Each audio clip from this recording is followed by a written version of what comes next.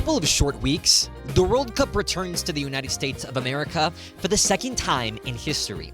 Before that tournament begins to unfold, the Prospector Podcast welcomes a very special guest, that being former World Cup referee and current Major League Soccer official, Jair Marrufo. Jair shares his experiences on the podcast over refereeing at such big games and sporting events in the world.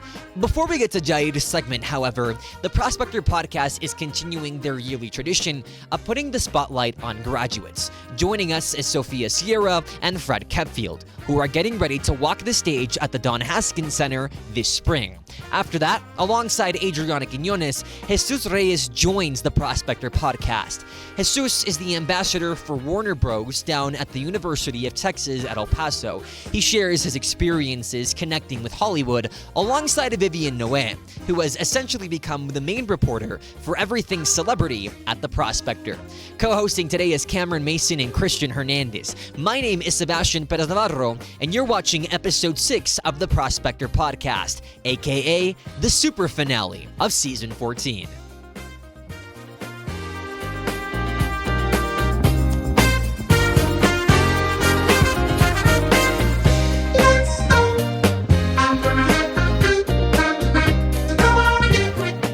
It's the end of the spring semester, which means it's the end of season 14 of the Prospector Podcast.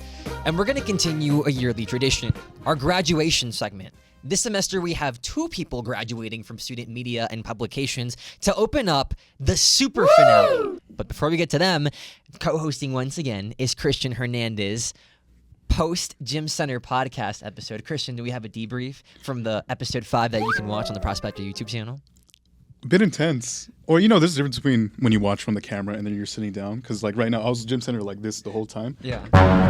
Think about the whole time what's going on. But, yeah, that was really fun. It was a really good opportunity that I had. It was a really fun interview. And to continue the fun vibes, we've got our 2 graduating seniors next to me. Sofia Sierra, editor-in-chief of Mineno, along with Fred Kepfield, who has also taken up 2 of 6 episodes this season. Guys, welcome back. There's actually more connections than we would have think. Fred spending his first semester at the Prospector, Sofia Sierra, first semester as Mineno EIC, but you guys have gone through the multimedia journalism major together throughout your collegiate careers.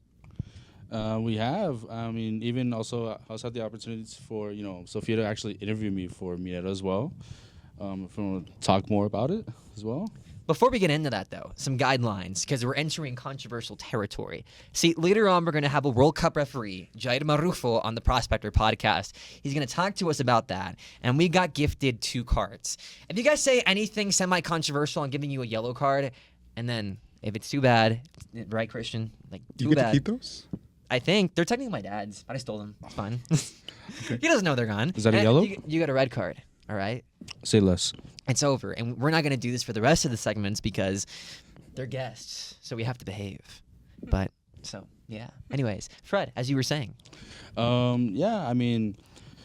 It's been a very long ride this whole 4 years. It's been such a journey, also personally as well, going through,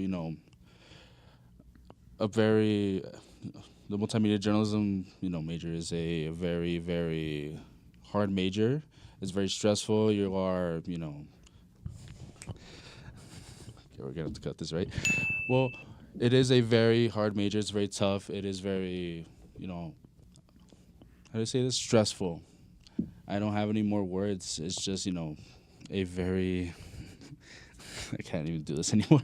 But go on, Sophia. Why'd you put it on me? Do we have to get the Kleenex out? No one has ever, no, that's a lie.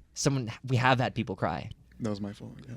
Ask the question. Well, how do you feel about? Because I think with every semester in college, it's always it's almost at the end, but you have to work for the end constantly about that. Even though you have your graduation pictures, you have your graduation gown. I remember graduating from EPCC, you still had finals to do, and making sure it feels like you're keeping a promise to your family that I'm gonna walk on stage, I'm gonna get my diploma. How does that feel? And then, immediately afterwards, it's just you're off into the real world. Let me think. Just how do I feel finishing school and prepping for graduation at the same time? Honestly, I feel like that's kind of why I haven't fully processed it yet. I think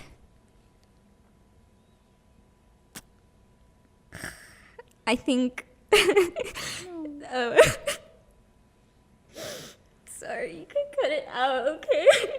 No, please. Okay. See what you did, Christian? Okay. God, Christian. It's not very common. I'm just like, I'm out of words. That's all I really am. It's been, I'm sorry if I say a lot.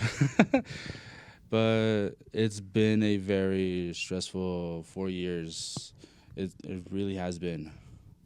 Obviously, Sofia, you spent the majority of your career with student media and publications. Fred, your first semester. I mean, walk us through that journey. I've done things that I never think I would have done. I've got the opportunity to actually serve my community, which is a very, very big honor in a sense, especially covering data centers. You guys can read that in the Prospector. But I've gotten to meet also a lot of people that I didn't know I actually needed to meet. And that has gone to me. That means a lot to me in a sense. Yeah, and I mean, I think from my experience, I definitely felt like my time was cut a little bit short, just because I did early college, so I had to really load up on stuff, which is why I had joined the Prospector in one of my first semesters. But yeah, no, it was fun to see myself grow from just a contributor to eventually editor-in-chief of Minero, just because I had so much fun, and I think once I realized the value of community and, actually interacting with your own community as a journalist, I think definitely that made me appreciate the job 100 million times more. Here's some fun continuity, by the way. Sofia Sierra was the sports editor from fall of 2024 to spring of 25, succeeded by Christian Hernandez. Hi. How's it going? I do have a question for you guys. I want to put it in, I guess, the Prospector terms. So what was your guys' first story ever for the Prospector? And what was your last story for the Prospector? And how do you guys feel about going through all those stories? Because I remember my first one, I was so nervous. I didn't know what I was doing sometimes. Or interviewing people, that was so nerve-wracking for me. And then my previous story, I feel like I can really go through. I wonder how that was for you guys. I literally cried because it's going to be my goodbye from college. I had so many great experiences. It really was a really awesome ride at the same time. I'm not even going to complain about that. And my last one, it's actually going to be my, goodbye from the Prospector as well, which is, a very awesome experience that I've had. To have it in my last semester, I wish I could have done it more. I really wish I could have done, more content for the Prospector. And yeah, in a sense, I do feel some regret, but at the same time, I don't regret anything. I don't regret, the times in the office we had, whether it be, the cheese mate, whether it could be just, just laughing. I'm going to miss it. I really am going to miss it. Well, I'm glad you went first, Fred, because, man, I'm officially declared as the office unk by Isaiah Moreno. You take the unk, but I take I actually take unk. Actually, I'm older than Christian. I feel like mentally though, Christian's That's messed up. You call me that all the time. I was aiming for red. That's it. As my friend Felix likes to say, that's a fade. that is So fake. Okay. Okay. No, but yeah, so over the summer, that's when I had started writing, so summer of 23. Dude, I don't remember at all. I want to say it was something as simple as covering, the Sanelli, the, art district in Sanelli. I completely forgot what it was. But I think my last one, during my time as sports editor, was when I interviewed high school boxers and how they were doing that transition from high school to college.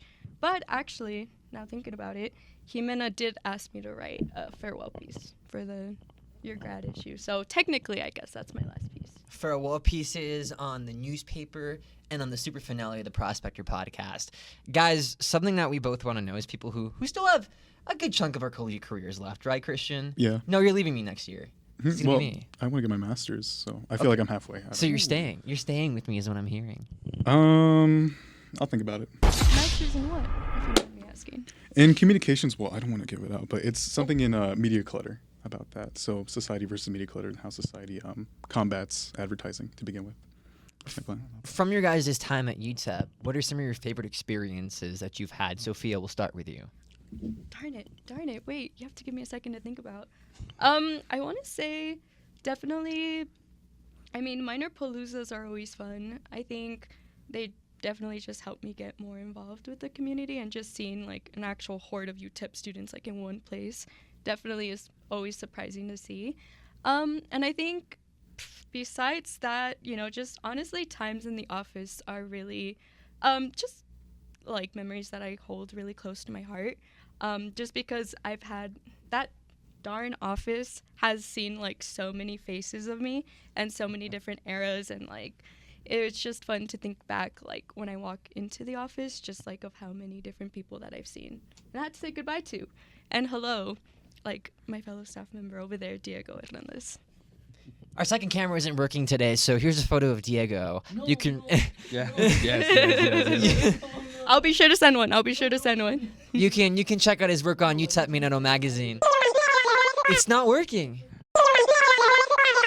Wait, why don't you just like walk up? Do you want to walk up? Yes, Let's it see. is. Yeah. This is Diego. Say hi to Diego. There's a cable over there. Is the lighting good? Can you see Cut. me? Where's the camera? Okay. Sebastian. Actually, That's the camera. what? Diego, I'm gonna ask you to leave, bro. You're booked. No, You're out. guys. No. Bye, Diego. Please. Please check out your ankle. Oh Oh man. my god. I got the ick. I have bad knees, sorry. What?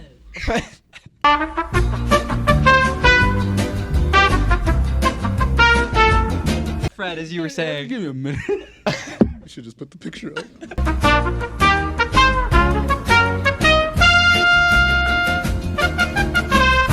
Not that funny. No, it is that funny. Can we watch that back? right now, later. We can actually do that. Diego. Anyways, Fred, as you were saying. Hold on. I had it in my mind. Wow. I feel that my personal favorite UTEP moment was experiencing my first UTEP football game, actually. And it was during, I think, the last time we actually went to a bowl game afterwards. So, after the seasons. 2021? Yes. You're old, dude. I am old.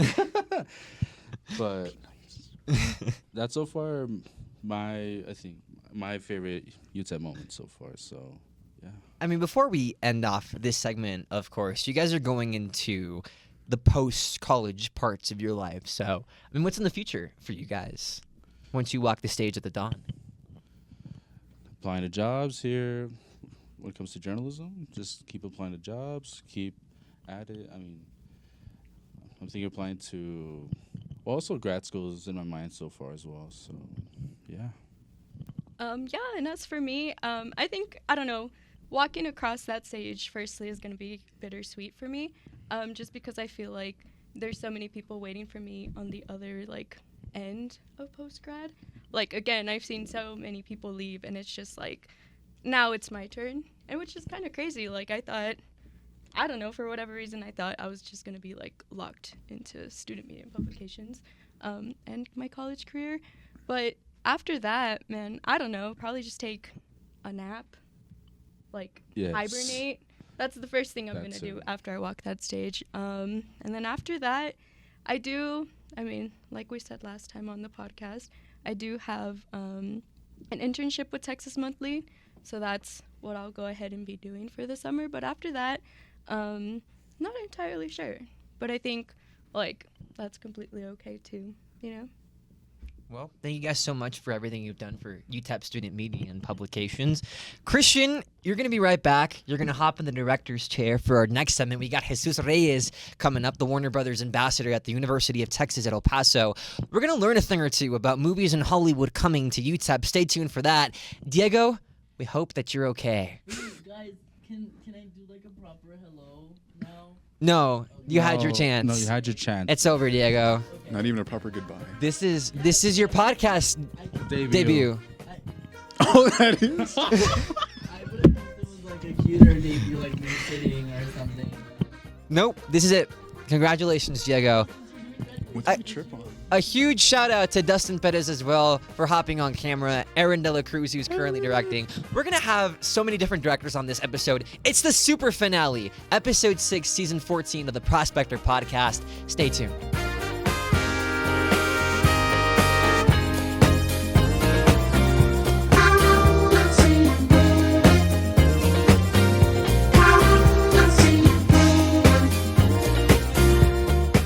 On a personal note, one of my favorite superheroes is Batman. This drawing can be checked out on the Prospector YouTube channel by looking at the live-action version of Dustin's Corner. And to kind of give a real-life update on Batman at UTEP, we have the closest person to him, Warner Brothers ambassador at the University of Texas at El Paso, Jesus Reyes. Jesus, welcome to the Prospector Podcast. Thank you so much. Thank you for having me. I'm excited. It's an honor. It's the super finale of the Prospector Podcast, episode 6 of season 14. And to add on to the super versions, we've got a super staff reporter who has interviewed multiple celebrities, more than I've ever met in my life. That's Vivian Noé. Vivian, first time on in season 14. Thank you for having me. I'm so excited. Of course. And to round off the table, we have aficionado of movies, Adriana Quiñones. Podcast debut, technically, camera person for a Gym Center interview, which you should totally go watch. It took a long time. Please watch it, please. And now you're at the table. Welcome, Adriana. Hi. Thank you for having me. So, Jesus, you started the Warner Brothers Ambassador Program in January of this year, starting in the spring semester. Can you just give us a rundown of what the Warner Brothers Ambassador Program entails? There's been multiple events at UTEP or outside of UTEP. I think of the Las Palmas Cinemark that has had showings of Warner Brothers movies, but for those who may not be so deep into the world, can you give us a quick rundown of what it entails? Of course. So my role as the Warner Brothers College Ambassador is basically to represent and bring a little bit of Hollywood into UTEP, right? There's 30 ambassadors in the whole nation, and I'm very thankful to say that UTEP is the 30th, right? We're among the top 30 in the whole country, and we basically are in charge of promoting all the films that come out Warner Brothers related. It's films, it could be TV shows, HBO, anything and all Warner Brothers I'm in charge of promoting here at UTEP. Of course, like you said, by promoting them with activations and events that we've had on and off campus all throughout the semester. And the Warner Brothers College Ambassador is here to stay. I saw that there's an event coming up for Mortal Kombat. I know the second version of that movie is coming out in May. Some WWE wrestlers, I think, that's Street Fighter. But still, there's a lot of celebrities that are coming out in the second version of Mortal Kombat. What's the newest event that El Paso people can go to? Of course, they can go to the Midnight Combat.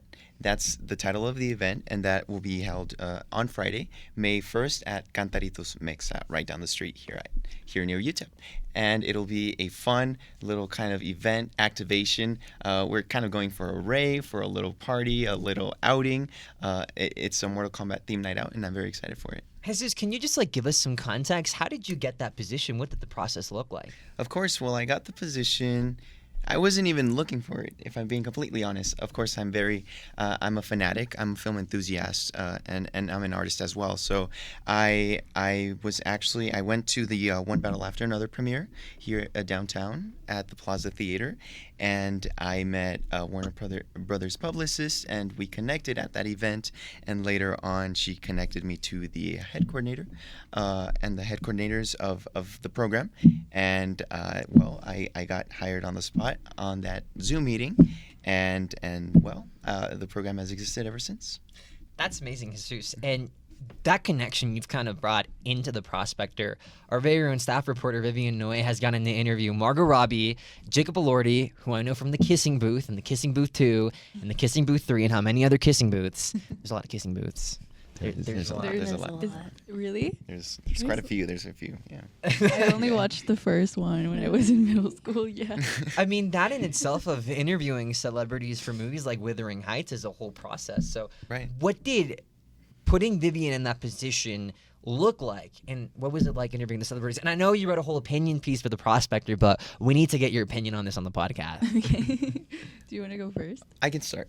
Yes. So for this roundtable, first of all, it started as an idea from our coordinators. They pitched it to Warner Brothers, and they said, "Hey, how about we have a college roundtable, right, with all the ambassadors and journalists from these schools to get to interview all these celebrities for these films." And for Wuthering Heights, that was the first one, and they approved it.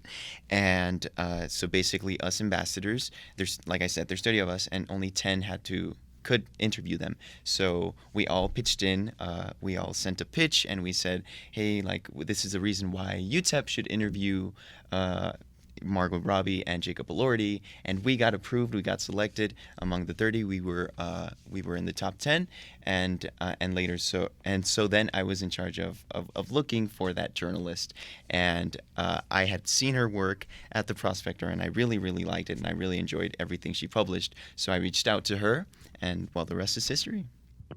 Yeah, that's basically it.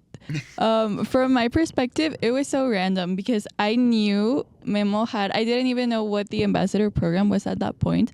I only knew it from a LinkedIn post or an Instagram post, I think so. And I was like, oh, that's cool. But we had never even like had a full conversation until that. And he texted me and he was like, would you like to apply to this or like to be a part of this?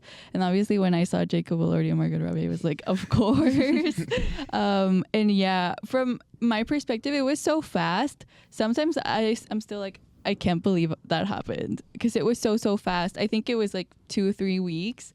Right. Top. Yeah. Like right. When he told me we could interview them, it wasn't even like something confirmed.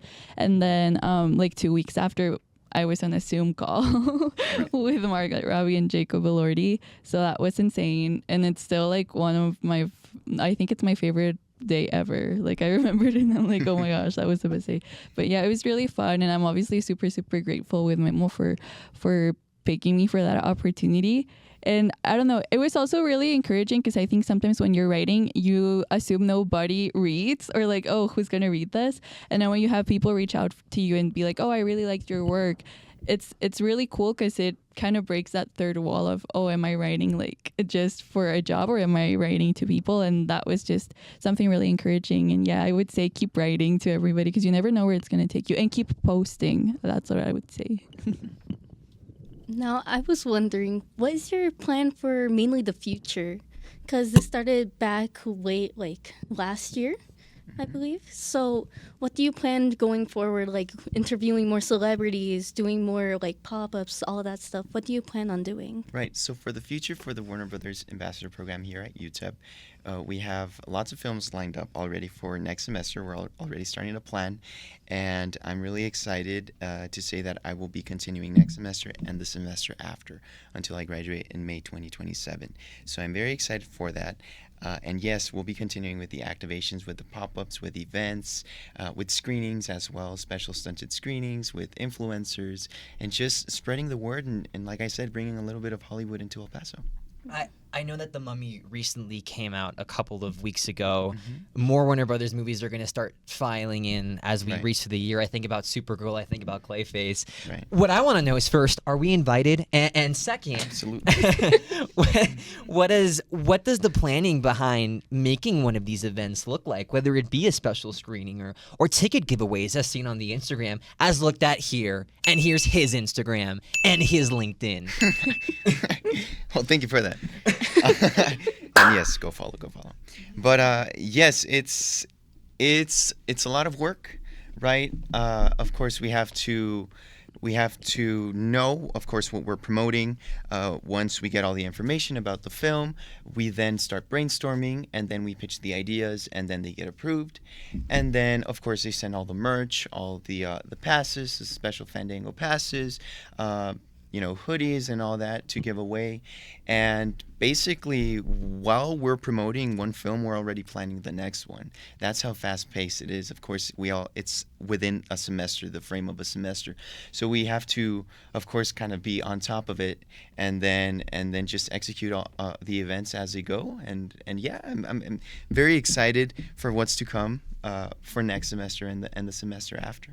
Now, you have experience in the performing arts. You're a dancer. I'm a dancer, yeah. You also have experience on the social media side, and you've curated this content of influencer-esque, you can say, where Warner Brothers sends you items, you review them, and you cultivate a sense of interest. What is it like trying to cater to college students who, and statistics have shown this, kind of Gen Z is playing a pivotal role in reviving the theaters in society? We're going to the movies a lot. Right. We're engaging with this content. How do you, as the Warner Brothers ambassador, keep up with that and take advantage of it? Of course. Well, I think it is very exciting. Like you said, lots of Gen Z, a lot of people under Gen Z, the Gen Z generation, are going to the theaters. And I think it's just very exciting. I want to say it's a breath of fresh air. And that's what I'm really trying to spread here at UTEP. It's something different. People love going to the films. People like to see kind of like sneak peeks and of course have like merch and giveaways and all that. So I think just catering towards the students and their interest in film and just something different and something to distract them. For example, Mortal Kombat, we're targeting towards students and framing it as kind of fight your way to finals and kind of distract yourself from all your obligations as a student and go into go watch a good film. Yeah. For my question, it's a little more personal based. I was wondering, how did you get into liking movies so much, and how did you really connect with Warner Brothers, and how could you say yes to this amazing opportunity that you got? Absolutely. So like you said, I started dancing since I was very young at my mom's dance studio here in El Paso. It's called the Expressions Dance Academy, and I started there, and that sparked my interest for theater and for the performing arts. And so I grew up in the dance world, in the performing arts setting, and that really sparked my interest for films. I would always go to the movie theaters and then get home and watch the behind the scenes and how it was created. I was always fascinated by the way films were created and the process behind it. So now getting the opportunity to be a part of that is really, really gratifying, and it's a true honor, a huge responsibility, of course, but ultimately it's a dream come true. Vivian, what I want to know is, having the opportunity to interview multiple celebrities, one of which I think is the best Batman, Christian Bale. It's not who I am underneath, but what I do, that defines me. 10 out of 10 impression right there. I actually had Christian Bale on one of my speech and debate props back when I was a junior in high school. This is the prop. I worked hard on that. Shout out, Mom. She helped me. And Vivian, is there any difference in prepping for an interview with celebrities versus an interview that you would normally do for other Prospector articles? Of course. There is a difference. I think the difference mainly is the nerves. When I do an interview of a film, they send me a film, so I have to watch that, and we usually have to watch them very quickly. And like the interview, for example, for Wuthering Heights, I had to watch it. They sent it, I think, at like 3 p.m. and then I had to watch it before 11 a.m. the next day. So it was just like, I don't know. There is a lot of, that time it was a really cool experience, but I also wanted to see the film part and really like try to understand the film. I hadn't read the book. I had only listened to a little bit of the audiobook. And I feel like because of the short time, maybe it wasn't as deep of a preparation of, the materials, but more as what as audience you could ask. And that's that perspective I went into it. Like, if I could just ask them a question after watching the film, what would it be? And that was really fun. I think when I do normal interviews, I'm not as nervous. And that definitely plays a role because I'm used to, this person from the UTIP campus, I'm interviewing them. And it's super cool and it's super interesting. But like when you interview somebody you've admired for so long, like for example, Margot Robbie or Jacob Elordi that I had seen on TV for years, or Christian Bale, who my siblings were like literally screaming when I told them I was going to talk with him.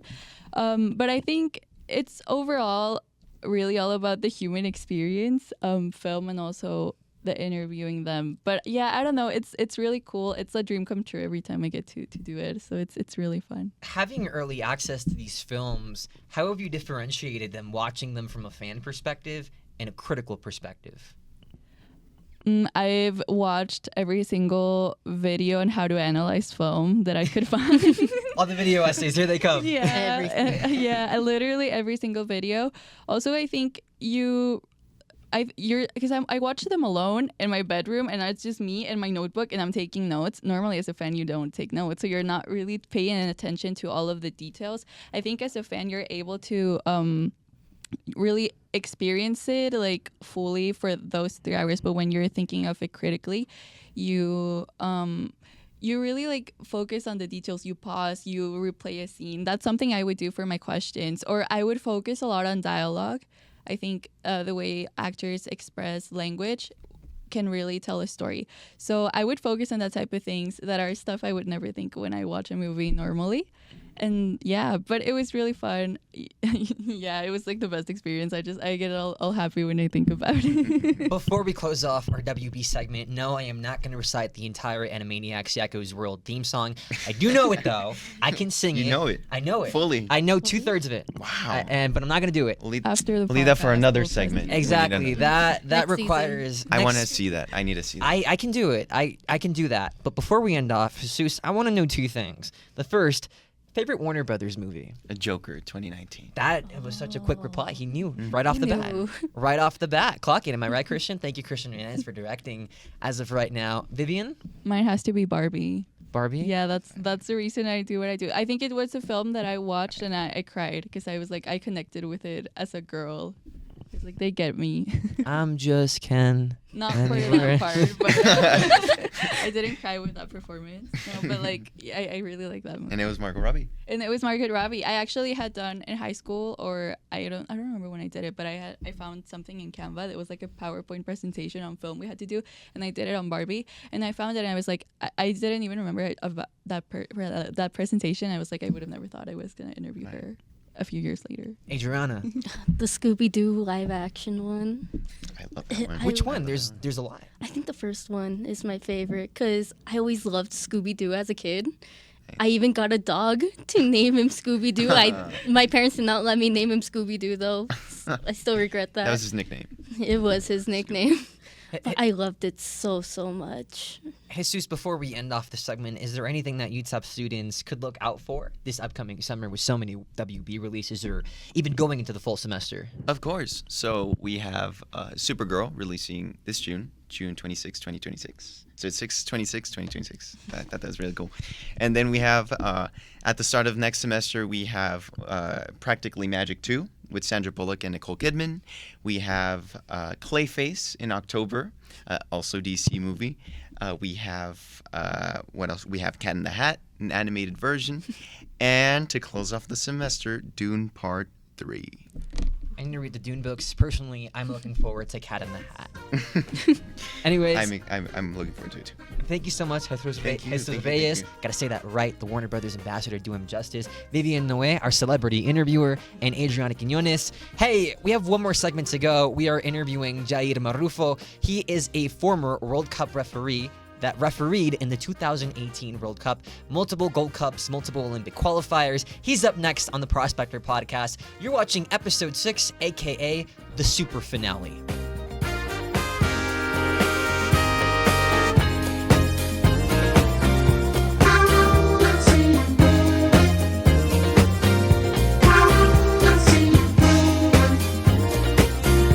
In a couple of months, for the second time in history, the World Cup takes over the United States of America.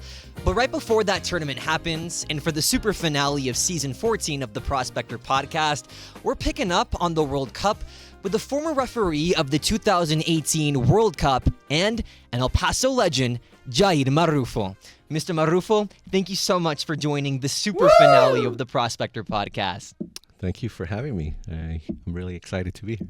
Alongside Mr. Marrufo is the sports editor of the Prospector, Christian Hernandez, and Cameron Mason, the audience and engagement editor. Guys, season 14 is already coming to an end.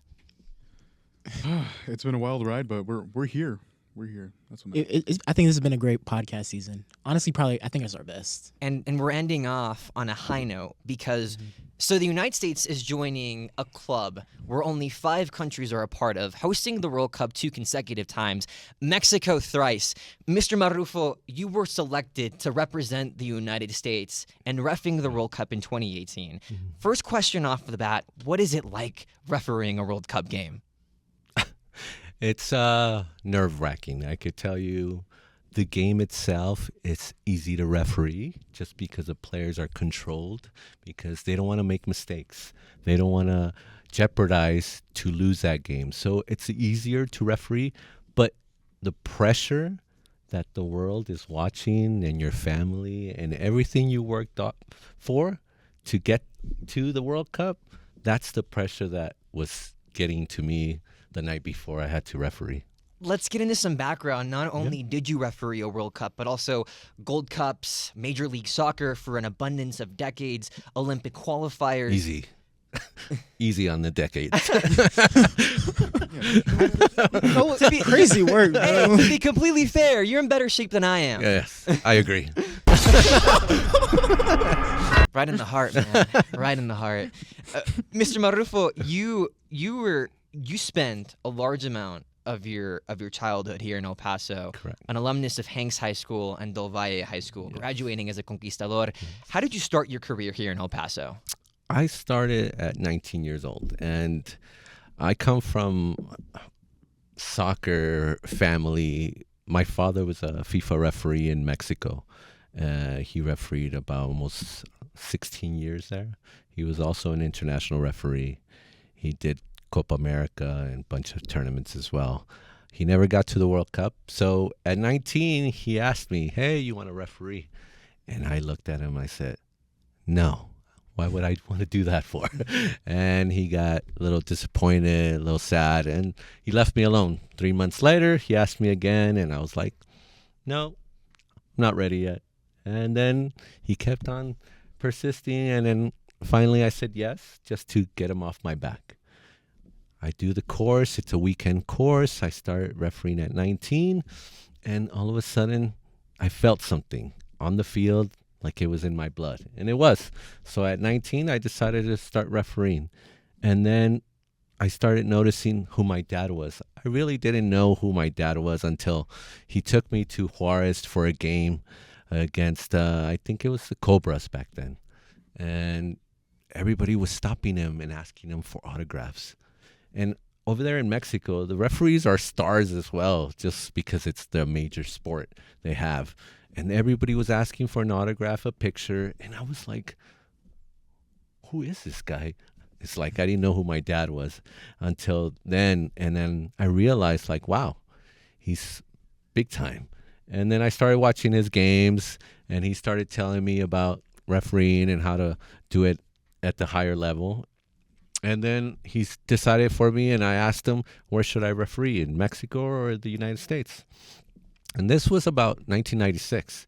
He said, son, you're going to referee here. You're going to make a name for yourself here. Your league's going to grow. Your national team is going to be one of the best.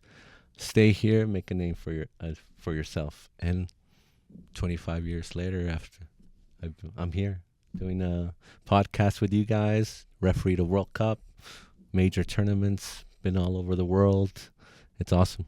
So I'd have to ask, like, what is the best thing about your job then? This is just so much. The traveling. I've gone to places that I would never imagine. I've been to South America, Nigeria, China, Italy, obviously Russia. Places that say, nobody's going to say, oh, I'm going to go to Nigeria for a month. No, I was there for a month. You learn different cultures. You learn people, how they live. You appreciate life. As one that does here, that lives in the United States, we have so much to offer here that other countries don't have. So you start seeing that, you start appreciating life a little bit more. But the traveling is awesome. I think that's really interesting. Just talking about different cultures within sports, like with basketball, Serbia and America just have so different fan bases and how they just behave throughout the game. I wonder for you, What is something that was a little unexpected between, let's say, U.S. soccer or North American soccer and European soccer or any other continent? Yeah, for the U.S., we have to be aware that other sports dominate this country, and soccer is now, I think, third, behind the NBA. But in other countries, it's just their main sport. They love it, their passion. Here, we're growing little by little, and you start noticing the stadiums. When I started MLS, there was 5,000 people in Kansas City in a game, and now there's 30,000 in every game. So 20 years later, the support is here, and now that we have the World Cup, it's going to be even bigger. But you start noticing that we struggled a little bit, but other countries have had soccer for all their lives and for over 100 years, and we can't compete against that because it's culturally, that's embedded into them. But for us, little by little, we're growing into a soccer nation. When the United States hosted its first World Cup in 1994, part of the agreement for the U.S. to host the World Cup was that they needed to make their own American Soccer League. That was the birth of Major League Soccer. Now it has been here in the country for over 3 decades. And your time refereeing for that league, just how much has it grown? I started when there was 12 teams. Now we're up to, I think, 29, 30. And it's great. It's great to see the fan base, the stadiums. We used to referee in high school stadiums with Major League Soccer teams, and that was crazy. College stadiums, but now everybody has their own stadium. Everybody's loving it. We have a couple that we share with the NFL, but that's okay. There's still support, but because of the owners. But it's been tremendously with our national team as well, been growing so much. Cam and Christian are the athletes at the table over here. Guys, I was stopped from playing basketball in elementary school because I was too chubby to keep up, so they put me as the referee. Yeah. Ever since then, I think that refs get a really bad reputation over their role in the game. Yeah. Can you tell us, Mr. Marrufo, just how much preparation do you need to keep up with the players on the pitch for 90 minutes or even more? Yeah, it's not as sexy as a player. Everybody knows the referee sometimes gets the grunt of deciding a game, or it's the referee's fault. But for us, it's a field that we have to cover 120 yards, but almost by 70 yards wide. And we train every day. A professional referee like myself, we have 2 hours to train. They send us our workout. We are monitored by a GPS system that we have to put on our back. So they know what we're doing. We can't just say, I worked out. No, we have to turn it on. Once we're done, we submit it because they're not paying us just to relax. So a referee runs about 7 to 8 miles per game. If it's a good pace game, we're running that much. But every day we're training. It changes from interval training to swimming to on the gym. We have to have fitness tests twice, maybe 3 times a year. So we're not just sitting back and watching TV. We're really got to be up to par to those players because we're running. We need to be close. And if you're one of those referees that are a FIFA referee and want to get to the World Cup, you're working twice as hard for people to notice you, people to see that, oh, this guy could referee at a World Cup. Mr. Marrufo, when you came in, I noticed that, you had a very nice professional vibe to you, and, you're very relaxing and chill. Yeah. So I guess when you're on the field, when it comes to player interactions, like Sebastian mentioned, me and Christian are athletes. Sometimes they can butt heads with athletes. How do you go about that? Every player's different. So I know which one I could talk to, and which players are the hotheads that you won't even listen to you. So with those players, I'll just throw in 1 word or 2 words because they're so locked in that anything I could talk to them about, they're just looking at me like, like they won't even realize what I'm saying because they're so into the game. Just by me blowing my whistle in their ear, they'll wake up, or me yelling at them. But I'm very chill now. But when I walk onto the field, I'm a different person. Like any athlete, we'll change, we'll lock in. And then back then, we used to go head to head with players. We used to be very aggressive because most of the South American players, European players, are used to that. Now, the American player wants to be talked to, wants to be listened to, wants to understand. Not all, but some. But we understand that we have to change from player to player. And sometimes we don't want to listen or we don't want to talk to a player. So we'll ignore them. And sometimes it works and sometimes it doesn't. But we have all those tools that we could use with different players we know which players from Europe. We know which players from South America. So we treat everybody different just because that's how they're raised, how their culture is. And they understand that. So is it based like in game, or do you usually have to prep and have like a scouting report? So we do scouting reports. We do our homework right before a game. We know the stats on who's injured, who's not, if they're in first place or second place, or what are they in the table. So we all have to do that throughout the week because we have to be aware. We get ourselves ready for no surprises. We don't want to be surprised on Saturday night to say, oh, this happened or this player did this. If we did our homework, we see games from previous weekend, then we'll notice that there's patterns and we know which player to watch out for, so we won't be surprised. You talked about, your father being really recognized in Mexico and Juarez. Do you feel the same way about that too, about your career? No. The people that really into soccer here in El Paso will stop me if I'm at Target or I'm at the store or I'm at a soccer game, and they'll say, hey, Mr. Can we take a picture or can you sign mine? That's great, but it's not to the level of Mexico or Europe when that's the only sport they have, and now the referees is a star, and now I see referees doing commercials, and it's crazy, but it's gone to that level. But here in El Paso, nobody recognizes me. That's a good thing. We did. We did. Yeah, that's a good thing. How do you think your career would have gone if you did go to Europe or even South America? Yeah, it would have different level. I mean, more scrutiny from the media to at a different level. Here, it's not the same. But over there, I mean, I lived it with my father, and I mean, there's TV shows every weekend just to talk about the referees, and they just go at them, and it's part of the show. It sells, it's ratings, I guess, but it's a different level. It's a different animal, and they are recognized a lot more. I mean, my dad lives here in El Paso, but he gets recognized to this day. It's funny. It's crazy. You've refereed over 300 MLS games, over 100 international friendlies, and 21 World Cup qualifiers. Mm-hmm. Obviously, that comes with a ton of stories.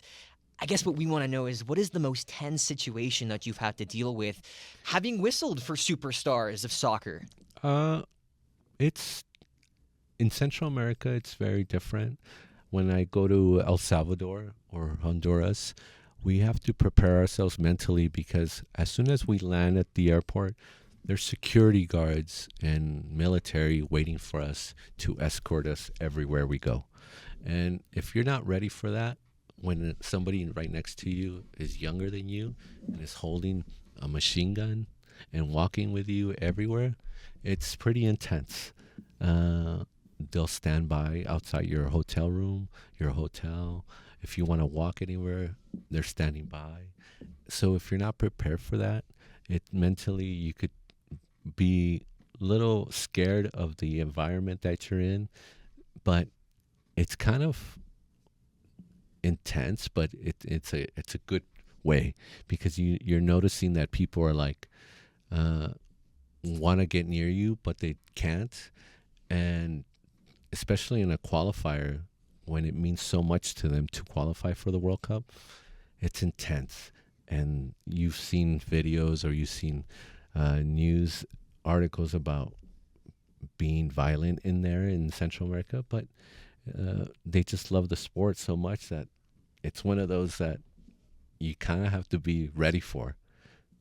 One universal connection that we can make the argument basically connects the world is the beautiful game of soccer. You've gotten to travel all over the world to referee so many games. What has been your favorite or at least most memorable trip that you have made? I would have to say the Olympics in China. I was there for a month, and it's just amazing, the culture, the amount of people that live in there and commute, and it's awesome. It's what they've built, the history. They love their history and the shrines and all the temples and everything.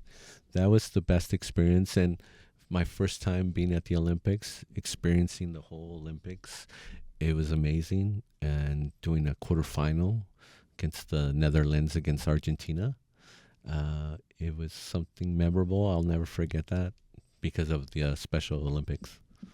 So, like, what's an impact that others that you've talked to or have come up to you said that you have, or like an impact that you try to leave imprint as a ref when you try to go out for these games?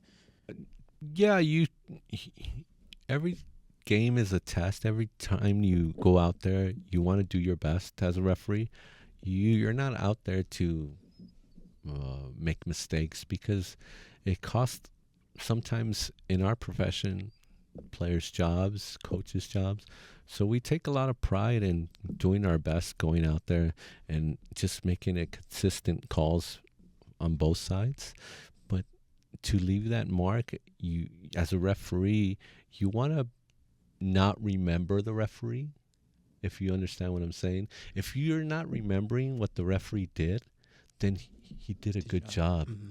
Because if you're only going to remember the bad referee that decided the game, and now they remember you for doing all these calls or red cards, but the guy that's silent and just did his job and you don't remember, that's the one that I want to be all the time. But sometimes we get into situations with players and we get in the limelight because we have to give a red card or something, or throw out a coach. But it's one of those that we want to be not even think of the referee saying, oh, he had an impact on the game.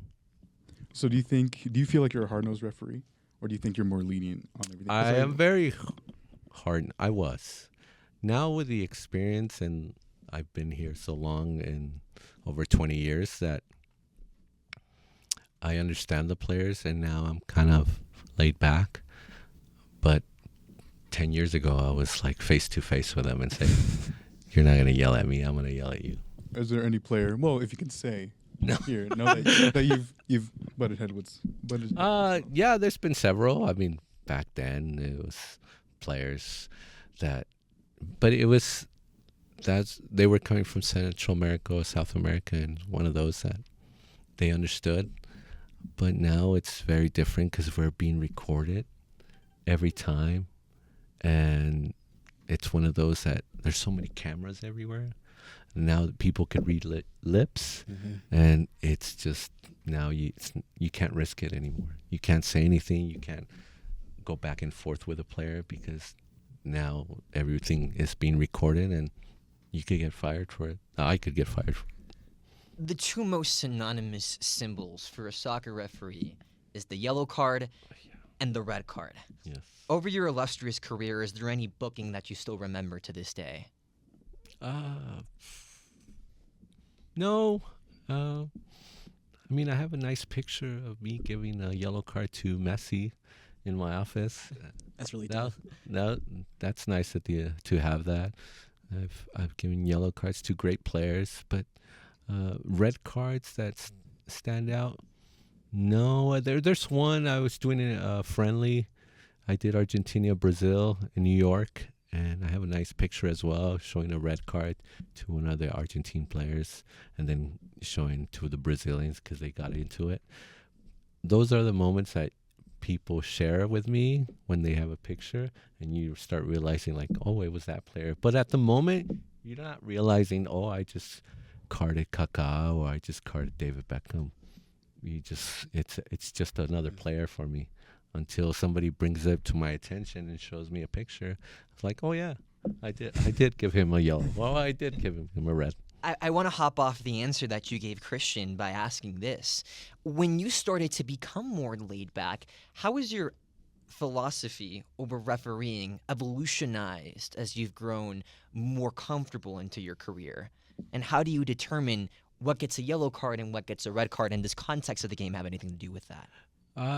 No, because we have to apply the laws the same. When I say I'm more laid back, it's just because my experience has allowed me to not be confrontational, and just me standing up and just saying, you know what, I'll hear you out, whatever you have to say, and I'll ignore you and I'll walk away. But before I was like, okay, you want to go at me, I'll go at you, and then we'll go there and move on. But within time, you start realizing, and they start noticing you too as a referee, like, oh, we have Jair, don't mess with him. Oh, he's a hard nose, he'll card you. If a foul is a foul, then when it's a yellow, I give the yellow. I don't tend to use that to manage a game, because if you start managing or you start making mistakes, you're gonna be saying, oh, I just made that and I have to do it here. You don't want to make up mistakes over and over and start thinking. I just feel the game, and if it's a yellow, it's a yellow. If it's a red for me.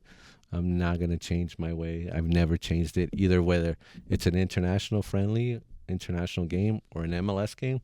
I'm still giving yellows for the same tackle, for the same foul. It just doesn't matter for me. You might see it in other ways with other referees, and they might control it, but that's me. That's the way I want to give the yellow or the red card. I have a question for you. Yeah. So I've been thinking about it. I've been heavily considering being a ref over the summer, or just have a gig about that. I wouldn't mind coaching soccer or even hockey if I knew how to skate. But basketball is my main sport. I just voice correct. But basketball is my main sport. What would you say to someone who would want to get into it or just try and improve and become one? Go for it. You're going to realize a lot of things about yourself. That, first of all, taking that leap into the dark side of sports, we think that the referee is not as sexy as a player, but you could contribute because you love the sport. I love the sport. I contributed this way in following my father's footsteps. But you could start with basketball, and you're going to start noticing if you start moving up. I started with under 10s, little under 10-year-old.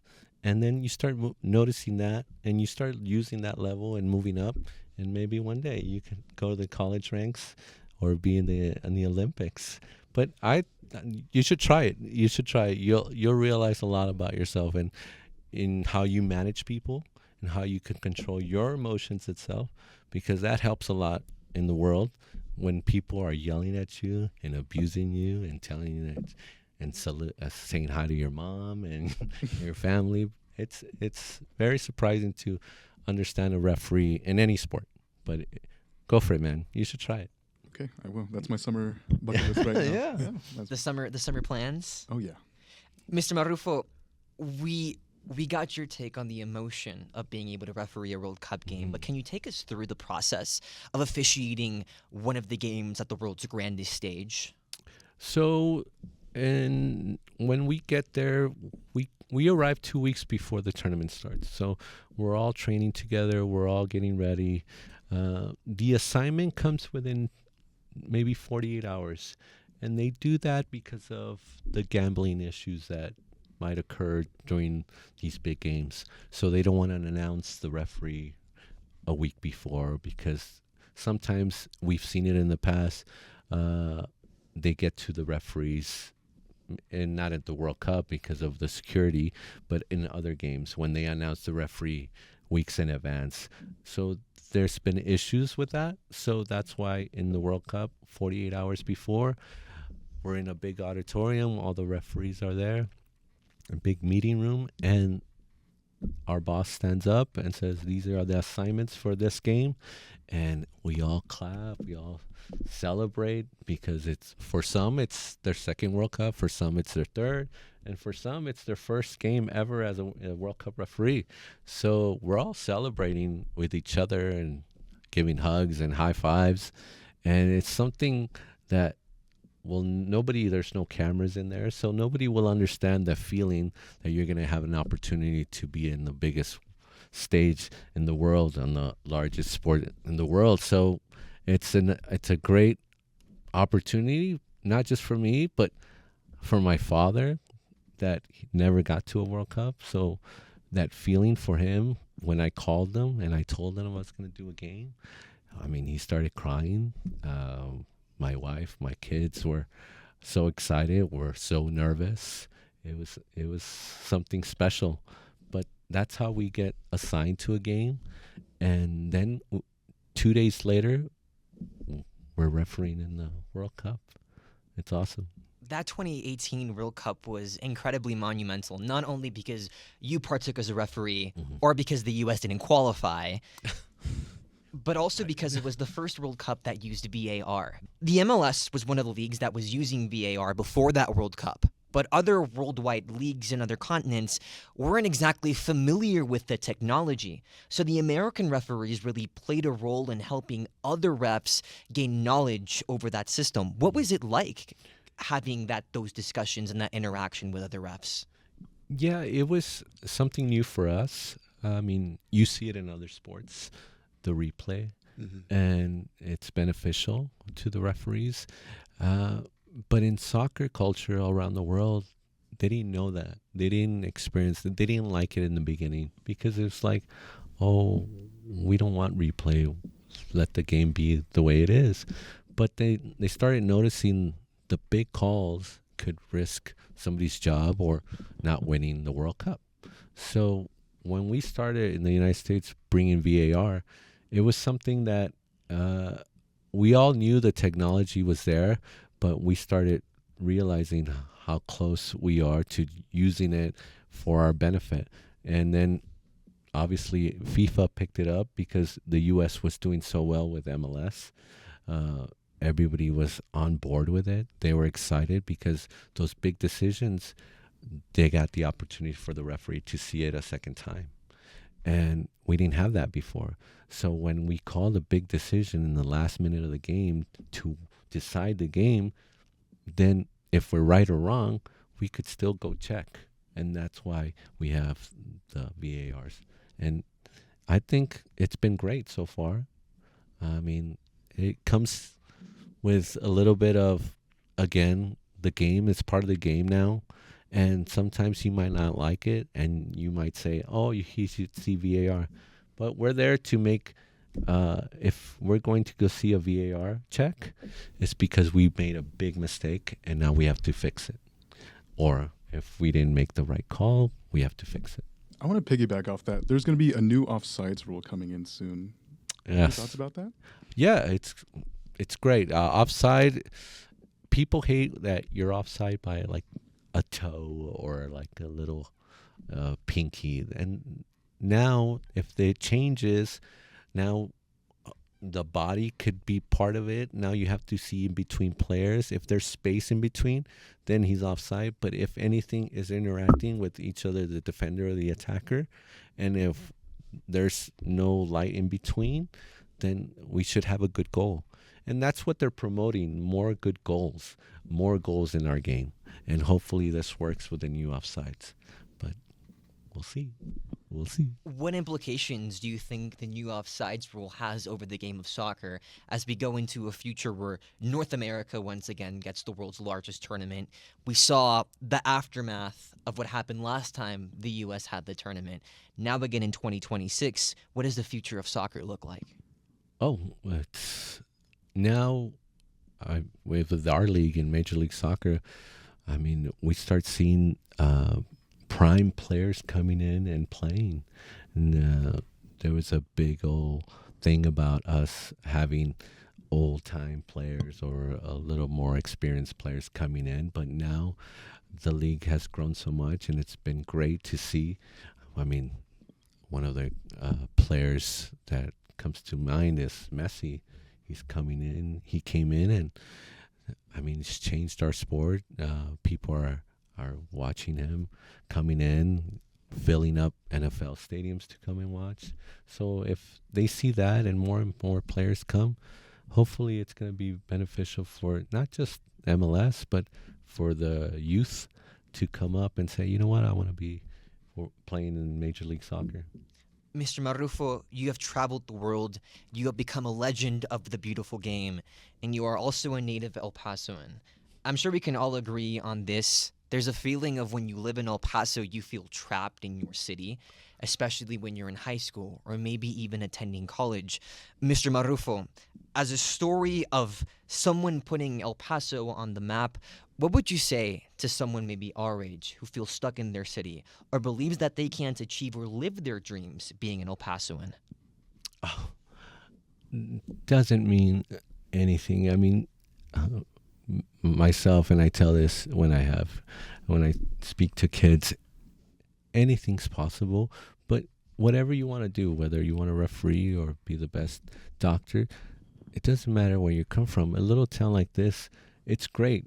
This town, I mean, I love it. When you start traveling so much, you start noticing things that you like and you don't like.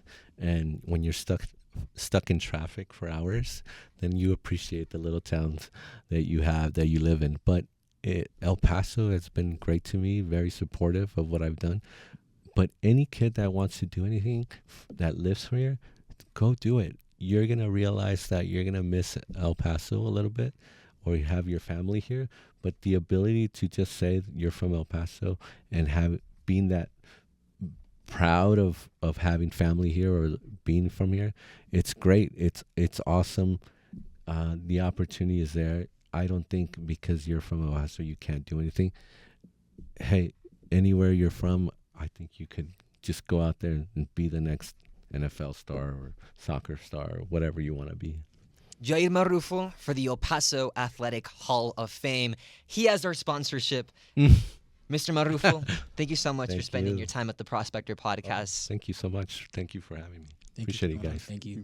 Best of luck in your future endeavors, and thank you for everything you've done for the game of soccer in this country and internationally as well. Thank you so much. Thank you, guys. Appreciate it. It was a pleasure to have you on, and it was a pleasure to have you watch Season 14 of the Prospector Podcast. From the names of Cameron Mason, Christian Hernandez, our wonderful crew, Aaron De La Cruz on camera today, our director Nate Flores, and everyone else who participated in the super finale of Season 14. My name is Sebastian Perez Navarro. We'll be back in the summer, but for this season, we're over and out.